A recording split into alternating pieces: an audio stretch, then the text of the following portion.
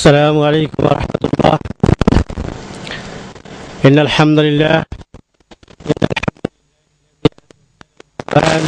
في شهر رمضان هدى للناس وبينات من الهدى والفرقان، والصلاة والسلام على نبي الذي فسر القرآن وعلى آله وصحبه الذين أقاموا المجتمع الخالص على ضوء القرآن.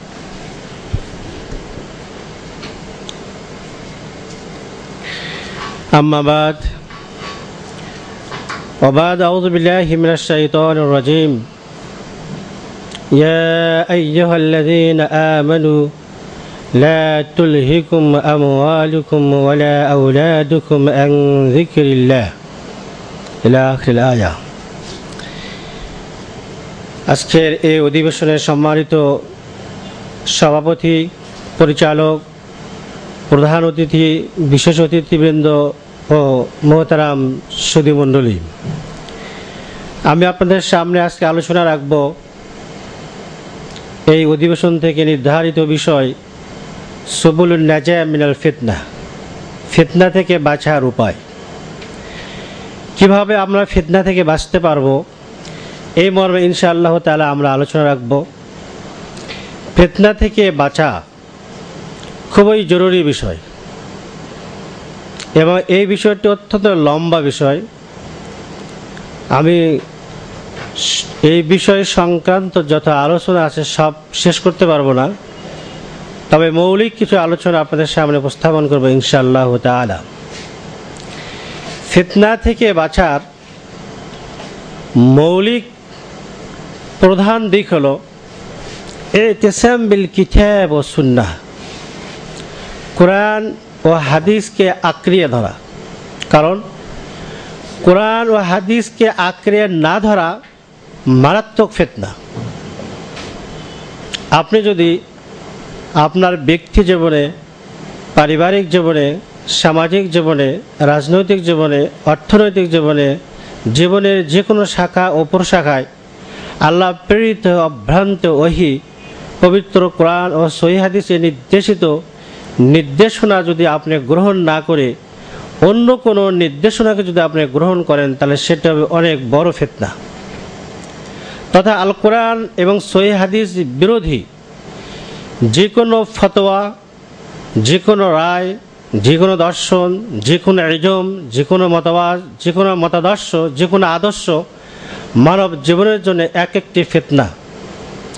এজন্য মানুষকে ফিতনা থেকে দূরে থাকতে হলে, মানুষকে ফিতনা থেকে মুক্ত হতে হলে, মানুষকে সুখময় স্থান জান্নাত পেতে হলে এবং জাহান্নাম থেকে নিষ্কৃতি পেতে হলে মহাগ্রন্থ আল কোরআন ও সহিহ হাদিসের সার্বভৌম অধিকারকে প্রতিষ্ঠা করতে হবে। এবং আমরা আল্লাহ রাব্বুল আলামিনের কিতাবের প্রতি ঈমান এনেছি। ঈমানের মৌলিক দাবি হলো যে আমরা আল্লাহ রাব্বুল আলামিনের কিতাবের প্রতি ঈমান এনেছি। আমরা কি আল্লাহর কিতাবের প্রতি ঈমান আনি নাই? তা আল্লাহ রাব্বুল আলামিনের কিতাবের প্রতি ঈমান নিয়ে আসা অর্থ কি? যে আল্লাহ রাব্বুল আলামিন তার কিতাবের মধ্যে যে নির্দেশ দিয়েছেন সেই নির্দেশকে আমরা হুবহু মেনে চলব এবং তিনি যে নিষেধ করেছেন সেটাকে আমরা বর্জন করব। আল্লাহ রাব্বুল আলামিনের নির্দেশকে যদি আমরা গ্রহণ না করি এবং তার নিষেধকে যদি আমরা বর্জন না করি, তাহলে এই কিতাবের প্রতি ঈমান কি আসলে থাকলো? আল কুরআনুল কারীম আল্লাহ রাব্বুল আলামিনের প্রেরিত অভ্রান্ত শাশ্বত ওহী, এটার প্রতি আমরা ঈমান এনেছি, কিন্তু এই ঈমানের অর্থ কি? ঈমানের অর্থ কি এইটাই যে আমি আমার ইচ্ছে মতন জীবন চালাবো, আমি আমার ইচ্ছে মতন যা ইচ্ছা তাই করবো, কোরআনের নির্দেশকে আমি গ্রহণ করব না? এই জন্য কি কোরআন অবতীর্ণ করা হয়েছে? এইটি সেই মাস যে মাসে আল্লাহ রাব্বুল আলামিন কুরআনুল কারীমকে অবতীর্ণ করছেন এবং কুরআনুল কারীম কেন সে কথাও বলে দিয়েছেন। আল্লাহ রাব্বুল আলামিন বলে দিচ্ছেন, শাহরু রমাদানাল্লাযী উনজিলা ফীহিল কুরআন। রমাদান তো সেই মাস যে মাসে কুরআনুল কারীমকে অবতীর্ণ করা হয়েছে। কুরআনুল কারীম কি? হুদাল লিন্নাস, সমগ্র বিশ্বের মানব জাতির জন্য পথ নির্দেশিকা। এটা শুধু মুসলমানদের জন্য পথ নির্দেশিকা না, হুদাল লিন্নাস, বিশ্ব মানবতার জন্য পদনির্দেশিকা। বিশ্ব মানবতা যদি আল কোরআনকে হেদায়েত হিসেবে গ্রহণ না করে অন্য যে কিছুকে হেদায়েত হিসেবে গ্রহণ করবে, সেটা হবে ফিতনা। এবং একজন মুসলিম যদি তার জীবনের যে কোনো শাখায় এবং প্রশাখায় কোরআন ও সহিহ হাদিসের নির্দেশকে বাদ দিয়ে অন্য কোনো নির্দেশকে যদি গ্রহণ করে, তাহলে সেটা হবে ফিতনা। কারণ আল্লাহ রাব্বুল আলামিন তিনি আমাদেরকে আদেশ করছেন, কোরআনে যা আছে আমরা সেটা গ্রহণ করব, রাসূল যেটা বলছেন আমরা সেটা গ্রহণ করব। ইরশাদ হচ্ছে ইত্তাবিউ মা উনজিলা ইলাইকুম, তোমরা অনুসরণ করো তোমাদের প্রতি যা অবতীর্ণ করা হয়েছে। আল্লাহ রাব্বুল আলামিন যা অবতীর্ণ করেছেন সেটাকে আমাদেরকে আনুগত্য করতে বলছেন। আল্লাহ তার রাসূলের তথা হাদিসে আনুগত্য করার কথা বলছেন, ওয়ামা আতাকুমুর রাসূলু ফাখুযুহু ওয়ামা নাহাকুম আনহু ফান্তাহু। তিনি রাসূল তোমাদেরকে যা দেন তা তোমরা গ্রহণ করো এবং তিনি যা নিষেধ করে তা তোমরা বর্জন করো। এখান থেকে আমরা জানলাম যে রাসূলের নির্দেশকেও আমাদেরকে অনুসরণ করতে হবে। আল্লাহ অন্যত্র বলছেন, কুল ইন কুনতুম তুহিব্বুনাল্লাহ ফাত্তাবিউনি ইউহিব্বুকুমুল্লাহ। হে রাসূল, আপনি বলে দিন তোমরা যদি আল্লাহর ভালোবাসা পেতে চাও, ফাত্তাবিউনি, তাহলে তোমরা আমাকে ভালোবাসো। সুবহানাল্লাহি বিহামদিহি। আজকে মুসলিম উম্মার ভিতরে আমরা ফিতনা দেখতে পাই। অনেক মানুষকে আমরা এমনই পাই যে আমাদের হাদিসের কোনো প্রয়োজন নেই, আল কুরআনুল কারীমে যা আছে এটাই আমাদের জন্য যথেষ্ট। এবং বাংলাদেশে বিশেষ করে দক্ষিণবঙ্গে এটা একটা প্রকট আকার ধারণ করছে। এক শ্রেণীর মানুষকে আমরা দেখতে পাই, তারা শুধু বলেন কোরআন ছাড়া হাদিসের আমাদের কোনো প্রয়োজন নেই। কোরআন ছাড়া হাদিসকে কি বোঝা সম্ভব? কোরআন ছাড়া হাদিসকে বোঝা আদৌ সম্ভব নয়। এবং আল্লাহ রাব্বুল আলামিন তিনি হাদিসের অনুসরণ করতে আমাদেরকে বলছেন, অথচ মুসলমানদের মধ্যে এক শ্রেণীর মানুষ তারা হাদিসের প্রতি অবজ্ঞা প্রদর্শন করছে। এই জন্য ফিতনা থেকে যদি আমরা বাঁচতে চাই, মৌলিক দিক হলো আমাদেরকে পবিত্র কোরআন ও সহিহ হাদিসের কাছে আত্মসমর্পণ করতে হবে। পবিত্র কোরআন এবং সহিহ হাদিসের নির্দেশ যদি প্রচলিত সমাজের বিরোধী হয়, তাহলে ওই সমাজকেই বাদ দিতে হবে, পবিত্র কোরআন এবং সহিহ হাদিসকে গ্রহণ করতে হবে। পবিত্র কোরআন ও সহিহ হাদিসের নির্দেশ যদি কারণ নালিত মাযহাব ও ইমামের ইজমের বিরুদ্ধে যায়, তাহলে পবিত্র কোরআন ও সহিহ হাদিসকে অগ্রাধিকার দিতে হবে, সেটাকে বাদ দিতে হবে, নতুবা কোরআন এবং সহিহ হাদিসের মানার অধিকার প্রতিষ্ঠিত হবে না। পবিত্র কোরআন এবং সহিহ হাদিস যদি কোনো মতাদর্শের বিরুদ্ধে যায়, এরপরে যদি সেই মতাদর্শকে মানা হয়, তাহলে পবিত্র কোরআন এবং সহিহ হাদিসকে মানা হলো না। সুতরাং পবিত্র কোরআন এবং হাদিসকে গ্রহণ করা এবং এর বিপরীত যত ইজম, যত মতবাদ, যত আদর্শ রয়েছে, প্রত্যেকটি এক একটি ফিতনা, এবং এই ফিতনা থেকে মানুষকে দূরে থাকতে হবে, এটাকে গ্রহণ করা যাবে না। মৌলিক এই জিনিস থেকে যদি আমরা ফিরে না আসতে পারি, পবিত্র কোরআন ও সহিহ হাদিসের কাছে যদি আমরা ফিরে না আসতে পারি, তাহলে মানুষ দিন দিন ফিতনায় নিপতিত হবে। পাশাপাশি পবিত্র কোরআন ও সহিহ হাদিসকে আপনি কিভাবে গ্রহণ করবেন, এখানেও একটি বড় ফিতনা আছে যে পবিত্র কোরআন এবং সহিহ হাদিসকে মানুষ মানুষের মতন করে গ্রহণ করে। মানুষ নিজের ইচ্ছা মতন পবিত্র কোরআন ও হাদিসের ব্যাখ্যা করে সেটাকে গ্রহণ করে, এবং এটার মাধ্যমে অসংখ্য ফিতনা আজকে পৃথিবীতে সৃষ্টি হয়েছে।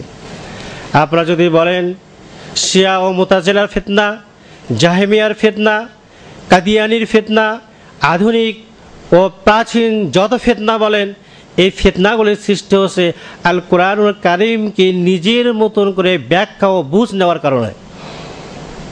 নিজের মতো করে বুঝ নেওয়ার জন্য না, নিজেরা নিজেদের মতন ইচ্ছে মতন কোরআনের ব্যাখ্যা করতে গিয়ে বিভিন্ন দলের সৃষ্টি হয়েছে, উপদলের সৃষ্টি হয়েছে। যেমন একটি উদাহরণ দিলে আপনারা ভালো বুঝবেন। এই মুহূর্তে মাহে রমাদানুল মুবারকের মাস চলছে। মাহে রমাদানুল মুবারকের আমলের ভিতরে অন্যতম একটি আমল হলো ইফতার করা ও করানো। আমরা কি ইফতার করি না? কখন ইফতার করি?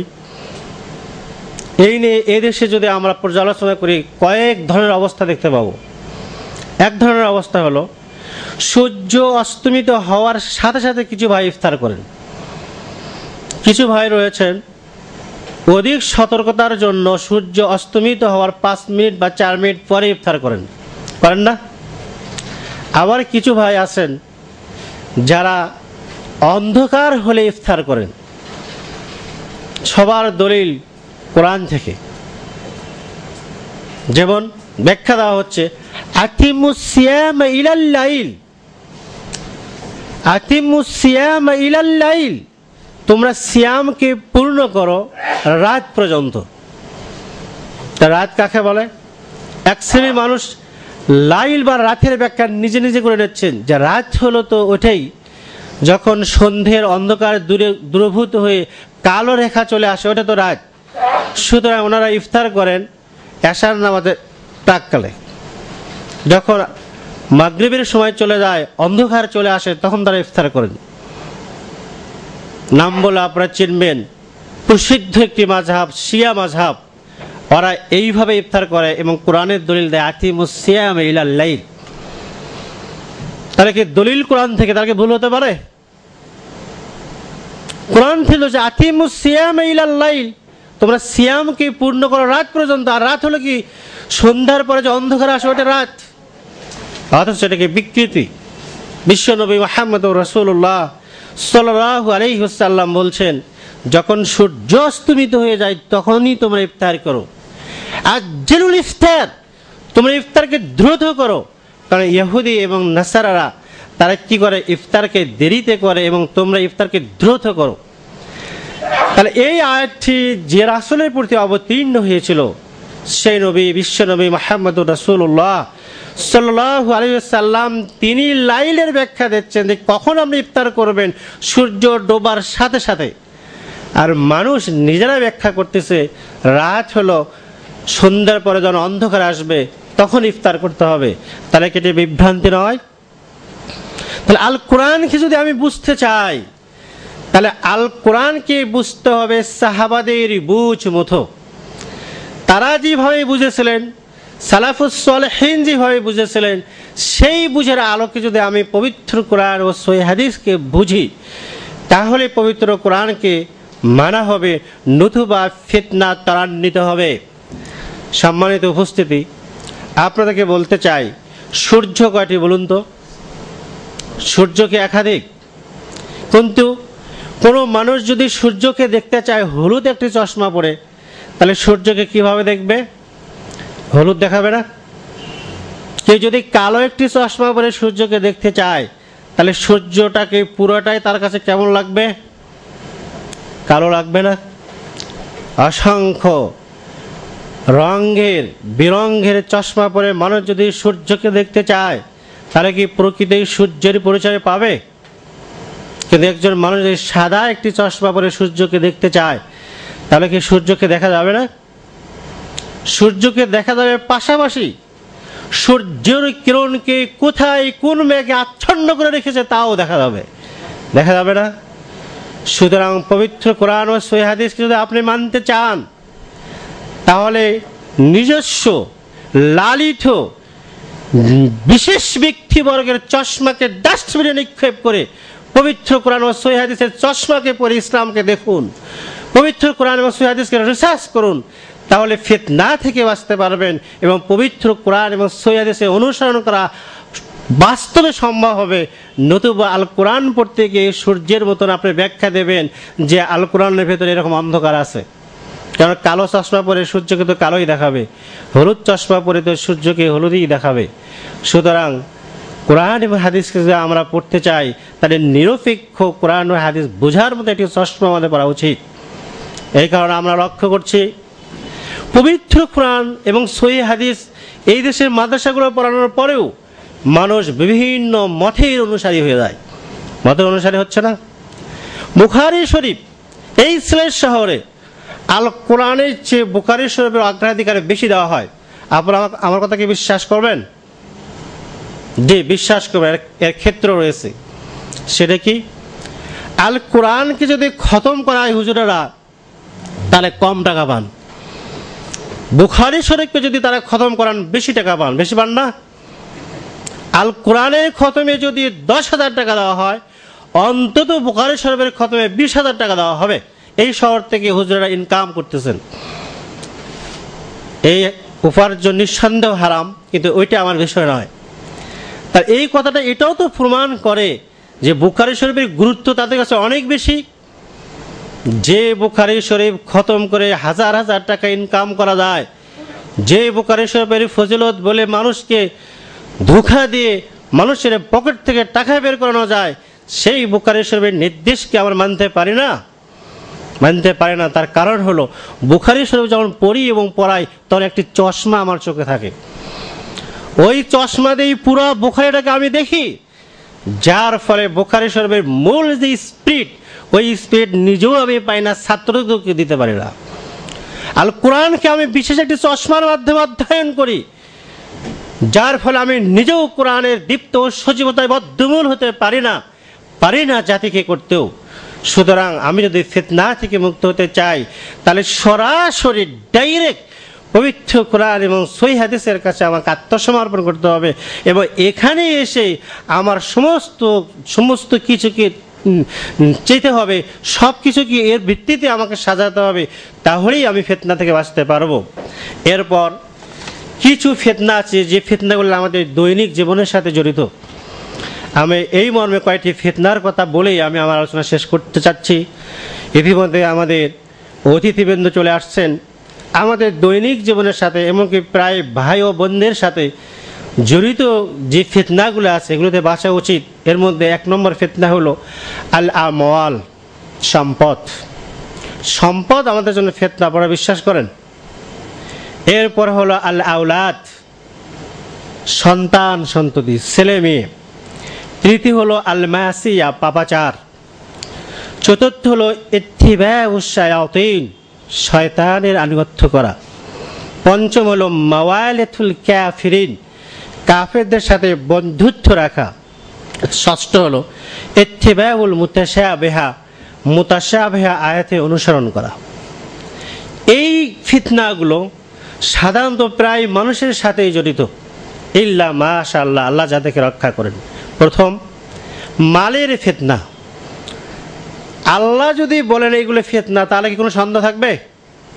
আল্লাহ রাব্বুল আলামিন নিজেই বলেছেন, ওয়ালামু আন্নামা আমওয়ালুকুম ওয়া আওলাদুকুম ফিতনা, তোমরা জেনে রেখো কোনো সন্দেহ নেই, তোমাদের সন্তান এবং তোমাদের সন্ততি তোমাদের জন্য ফিতনা। সুবহানাল্লাহি বিহামদিহি। যে সম্পদের জন্য আমি মাথার ঘাম পায়ে ফেলে কতই পরিশ্রম করি, সেই সম্পদকে বলা হচ্ছে ফিতনা। আমার অত্যন্ত প্রিয় এবং অত্যন্ত স্নেহস্পদ সন্তান এবং সন্ততিকে আল্লাহ রাব্বুল আলামিন বলছেন এগুলো ফিতনা। যে হ্যাঁ, ক্ষেত্র বিশেষে এগুলো ফিতনা। যদি আমরা যথাযথ চর্চা, যথাযথ যত্ন, যথাযথ সতর্কতা যদি আমরা অবলম্বন না করি, তাহলে এগুলি বড় একটি ফিতনা। এগুলি দুনিয়ার যেমন নিয়ামত, দুনিয়ার যেমন শোভনীয় বস্তু, পাশাপাশি মানুষকে ধ্বংস করার জন্য, মুসলিমকে ধ্বংস করার জন্য, মুসলিম নর ও নারীকে ফিতনায় নিপীড়িত করে তার লাইফটাকে শেষ করে দেওয়ার জন্য বড় ধরনের একটি ফিতনাও বটে। এইগুলি যেমন একদিক থেকে নিয়ামত, আল্লাহ রাব্বুল আলামিন মহাগ্রন্থ আল কোরআনে বলছেন, যুয়্যিনা লিন-নাসি হুব্বুশ শাহাওয়াতি মিনান নিসাই ওয়াল বানিন ওয়াল কানাতিল মুকান্তারাতি মিনাজ যাহাবি ওয়াল ফিদ্দা ওয়াল খাইলিল মুসাওওয়ামাতি ওয়াল আনআমি ওয়াল হারথ যালিকা মাতাউল হায়াতিদ দুনিয়া। আল্লাহ রাব্বুল আলামিন এগুলিকে দুনিয়ার সম্পদও বলছেন, কিন্তু পাশাপাশি এগুলো ফিতনাও। আল্লাহ নিজে বলতেছেন এগুলি ফিতনা। আল্লাহ অন্যত্র বলতেছেন, ইয়া আইয়ুহাল্লাযীনা আমানু লা তুলহিকুম আমওয়ালুকুম ওয়ালা আওলাদুকুম আন যিকরিল্লাহ। হে ঈমানদারগণ, তোমাদের সন্তান, তোমাদের সন্ততি আল্লাহর জিকির থেকে তোমাদেরকে যেন কি না করে, ধ্বংস না করে। যে জিনিসটি মানুষকে ধ্বংস করে, ওটা কি ফিতনা নয়? কোনো সন্দেহ হতে পারে? আল্লাহ বলতেছে তোমাদের সন্তান সন্ততি এবং তোমাদের সম্পদ আল্লাহর জিকির হতে, ইবাদত হতে, আল্লাহর কাছ থেকে তোমাদেরকে যেন কি না করে, ধ্বংস না করে। তাহলে যে সন্তান, যে সম্পদ মানুষকে আল্লাহর ইবাদতের প্রতিবন্ধকতা করে, আল্লাহর ইবাদতের বাধা দেয়, আল্লাহর কাজের বাধা দেয়, এগুলো কি ফিতনা নয়?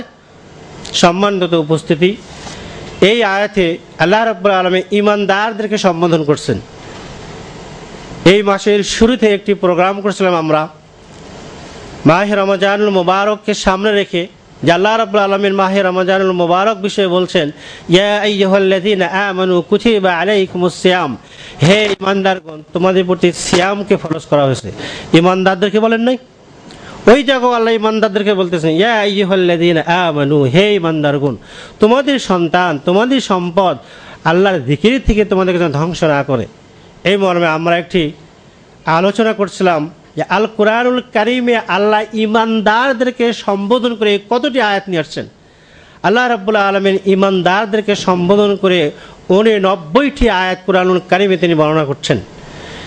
এই 89টি আয়াতে আমরা যদি গবেষণা চালাই, আমরা যদি অনুসন্ধান চালাই, তাহলে দুই ধরনের দিক আমরা পাবো।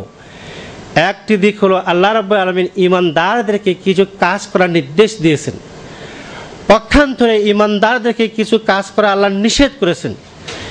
এই সেই বই যে বইয়ের ভেতরে আল কোরআনুল কারিমের 89টি ইয়া আইয়ুহাল্লাযীনা আমানু সংক্রান্ত আয়াতগুলো নিয়ে আসা হয়েছে। এরপরে বিশ্লেষণ করা হয়েছে এই আয়াতগুলোর ভেতরে আল্লাহ রাব্বুল আলামিন আমাদের করণীয়ের জন্য কি কি বিষয় বলছেন এবং আমাদেরকে বর্জন করার জন্য কি কি নির্দেশ দিয়েছেন। আপনারা চাইলে আমার এই লেকচারটা এখানে পাওয়া যাবে, নিয়ে যাবেন।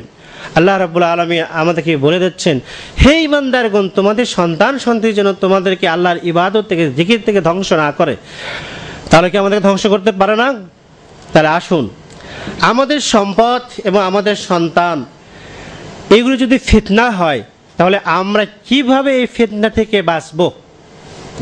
এই ফিতনা থেকে বাঁচার কিছু কৌশল আমি আপনাদের সামনে উপস্থাপন করতে চাই। এক, সম্পদের ফিতনা থেকে আমরা কিভাবে বাঁচব?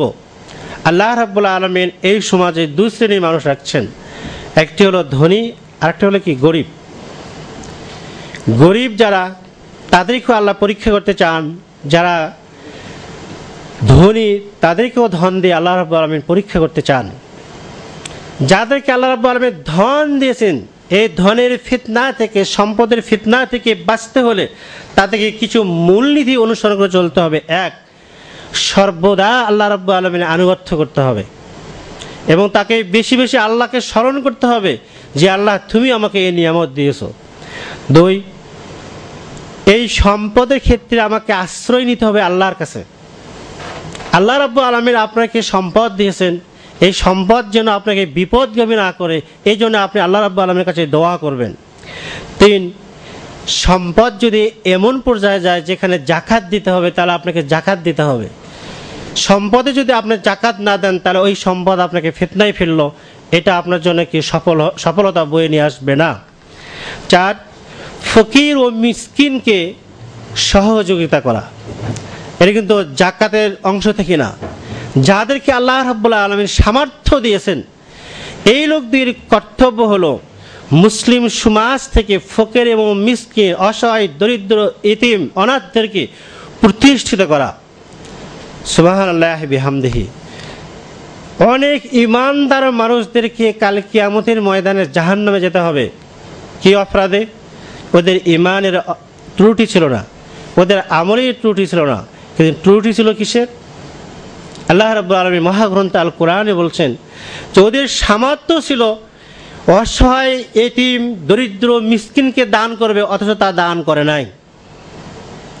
আর এক শ্রেণীর মানুষদেরকে আল্লাহ রাব্বুল আলামিন জাহান্নামে দেবেন। ওই সে মানুষ, যে মানুষটি জানে তার পাশে একজন মানুষ রয়েছে গরিব, অসহায়, দরিদ্র, সে অত্যন্ত কষ্টার্জিত জীবন যাপন করছে, স্বাভাবিক মানব জীবন পরিচালনার তার জীবন পরিক্রমা ব্যাহত হচ্ছে।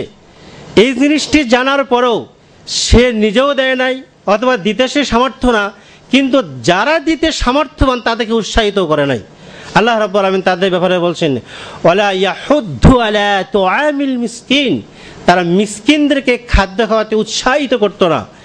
অতএব আমরা খেয়াল রাখবো, যদি আমার সম্পদ থাকে, যে সম্পদ দিয়ে আমি গরিব ও মিসকিনকে দান করতে পারি, তাহলে অবশ্যই আমি দান করব। যদি আমার এরকম দান করার সামর্থ্য না থাকে এবং আমি জানি আমার পরিচিত একজন বন্ধু বান্ধব, একজন মুসলিম ভাই ও বোন আছেন যে খুব অসহায় অবস্থায় আছে, তাহলে যে দান করতে পারে আমি তাকে উৎসাহিত করব, তাকে আমি মেসেজ দেব, তাকে আমি জানাবো যে ওই লোকটাকে সহযোগিতা করা দরকার।